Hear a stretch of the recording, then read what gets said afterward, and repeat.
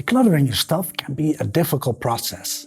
Now that you go through things one by one, the memory of how you once carefully selected them may come back to mind. Some items may no longer spark joy, but you still feel an emotional attachment to them.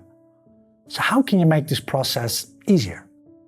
When you're having difficulty letting go of things, it may be helpful to change the paradigm. Remind yourself that you'll gain more than you'll lose. At the surface level, it may seem like you're just losing something. However, there's more to that story. For starters, you're only discarding the stuff that no longer serves you. The clothes you haven't worn in a year, those books that have been gathering dust for who knows how long. You still get to keep all the things you really care about.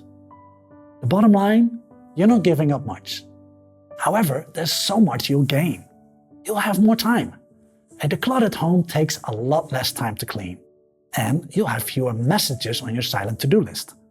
This is a concept that I did an entire video about, which I will link to at the top right corner here. Next up, money. You'll have more of it at the end of the month. Why? Because you're more conscious of what you spend it on.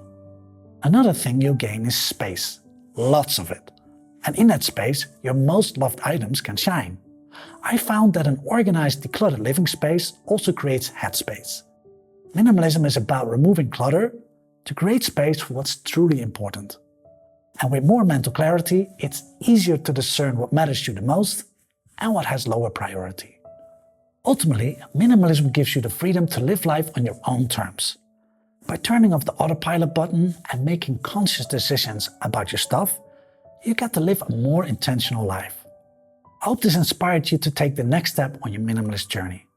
For more videos like this, please subscribe to the channel, and I hope to see you in the next one.